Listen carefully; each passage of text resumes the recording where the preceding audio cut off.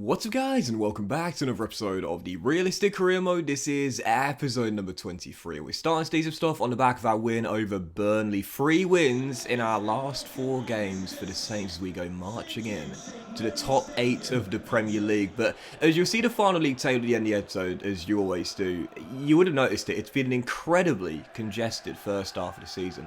Yeah, we're in 8th place right now, but a couple of defeats and we'll be in 14th. It really has been a crazy congested start to this, our second season in the top flight. Taylor Sheffield United for the first game of today's episode of the newly promoted Blades. We sold Fraser Forster to the Blades in episode number 1, and the giant goalkeeper got them promoted last season. You love to see that, you know, when you sell a player to another team, and then they do well with that team. It's just kind of cool, isn't it? But 17 minutes in, we weren't going to take mercy on our former shot stopper. Sorry, 19 minutes in even. Che Adams is just on fire. 11 goals in 16 for our number 10.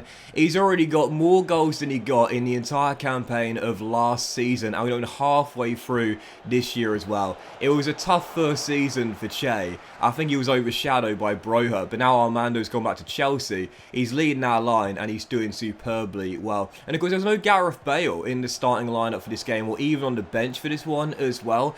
But it's proof we're not a one-man team, despite the global superstars' arrival this year, because 32 minutes in, Ritsu bags yet another as he makes it 2 for the Saints over the Blaze. This is a class finish as well. Looping the ball over a 6'7" Fraser Forster is not an easy thing to do, but Doan executed it perfectly. So we're leading by 2 on Sheffield United, and again, it's proof that whilst Bale has come in, he had that red hot start, 6 goals in 7. The truth is, since then, he's been on a little bit of a goal drought, hasn't scored in quite a while now, so I'm totally fine leaving him out of the squad and trusting we can get the job done without the Welsh wizard. So leading by 2 at the break. The Blades did get back in the game though early on into the second half. Warning signs right before half time, and then Dye makes it 2-1 4 minutes after the restart. But despite that goal there, I still felt as though we were in control for the most part and had a chance to restore our 2-goal cushion 69 minutes in. Brennan Johnson off the bench down the right plays the 1-2 of Nathan Redmond, and Redmond smacks it past Forster for our third to restore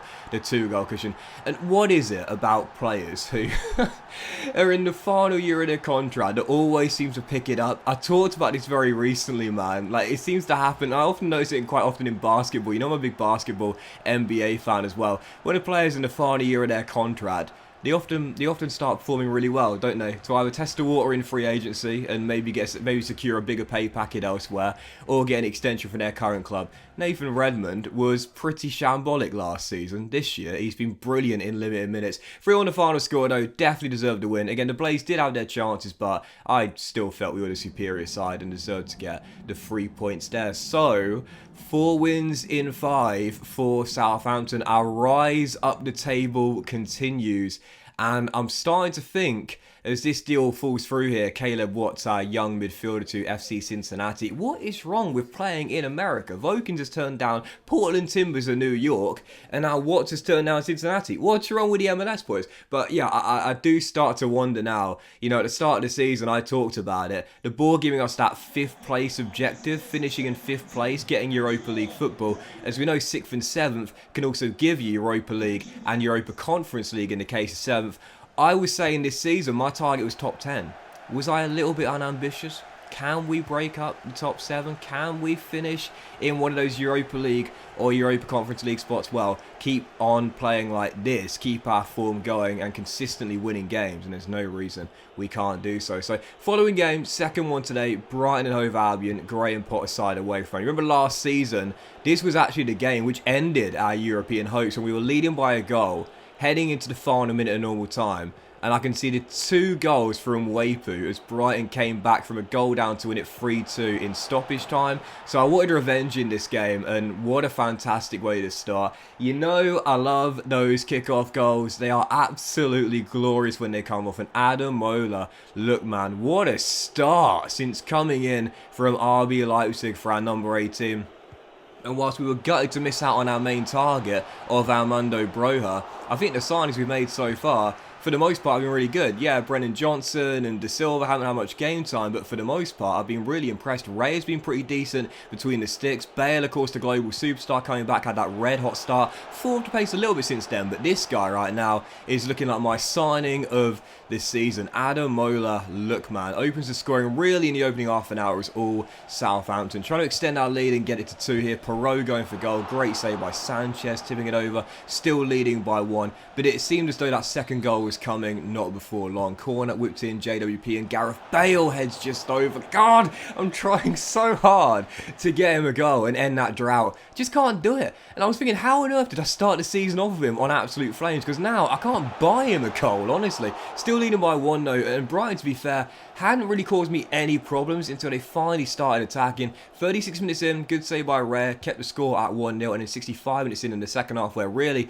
didn't have that many chances. Great chance for Brighton to get back in the game. Mac Alice playing a 1-2 with Undav, and again it's Raya flying to his left, turning it behind. So still leading by 1, and in the second half I'd done absolutely nothing. I'll be honest here, I was sitting on the 1-goal lead. I should never be doing that because I can't defend in FIFA, but as Raya kicks it long here, we flick it on to JWP. It's a brilliant crossfield from our captain, and who does he pick out? I would say right now our signing of this season, Ademola Lookman, in from Leipzig, bags his brace with goal 5 for the season already, and our number 18 wraps the points up in a 2-0 win in a battle on the South Coast. Final score at the Amex: Brighton 0, Southampton 2. 5 wins in 6 as the Saints go marching in. Another big victory there, and again I'm starting to feel now we're in great form, our best run of the season.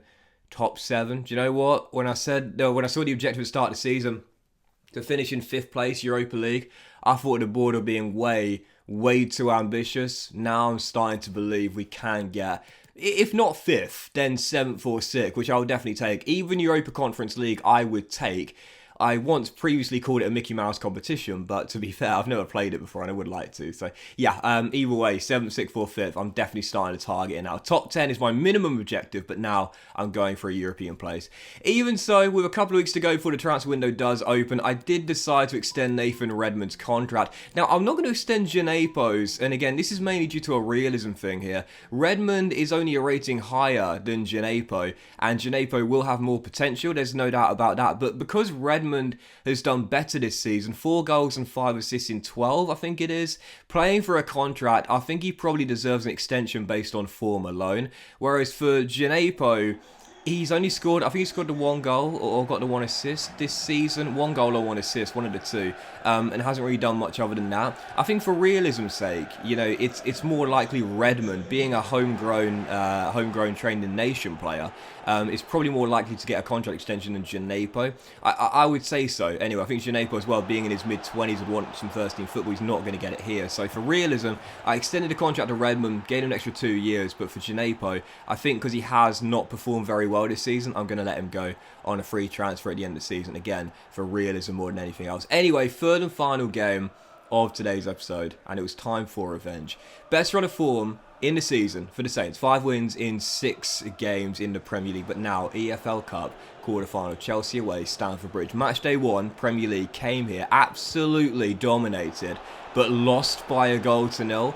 Well, this time it was time for revenge. We haven't had a scalp since the series began, but if we are to make the Final 4 of the EFL Cup, we'd need to win here at Stamford Bridge, where we've never won before. Heading into the game, we took the very early lead. That man, once again, Che Adams. I've got to be honest here, for an EFL Cup quarter-final, you saw my lineup. This is one of the strongest lineups I've ever put out in the Carabao Cup, but the reason is simple. I really want to get to my first ever domestic cup final in a place at Wembley for the first time in the series, and in a very uneventful game. I've got to be honest, we played some lockdown defense in this one. Sam made 1 good save. Other than that, not too many shots on his goal. Big block by Salisu right towards the end, and we held on for the 1-0 victory. Scrappy game, grinded it out courtesy of that early Che Adams goal. And the Saints do continue to march in, and now we've marched into the EFL Cup semis. First scalp of the save, grind out 1-0 win at Stamford Bridge, heading into the Final 4 of the Carabao Cup for the first time in the series, a domestic cup semi-final place. And in the Final 4, a 2-legged affair in the Carabao Cup semis, the Saints have been drawn against Arsenal, the Gunners' first leg at the Emirates against Mikel Arteta's side. Man City versus Crystal Palace is the other tie. I really wanted Crystal Palace, with no disrespect, because Vieira's side right now are in the bottom three in the game. But we got Arsenal, tough two-legged affair. They were the first leg coming at the Emirates this season. They got basically the same record as us, but it has been an amazing run. 6 wins in 7, best of the series so far. It's going to be a heck of a tough semi-final. We're definitely underdogs, no doubt about it, but bring on the Gunners. We're in fine form right now. We're into the top 4, and the Saints continue to march in. But that will end today's episode of the Realistic Career Mode, guys. Big fan for watching. Enjoyed it. If you had, please like. Much love to you all. Have a fantastic day, and I'll see you for the next episode of the Realistic Career Mode very soon.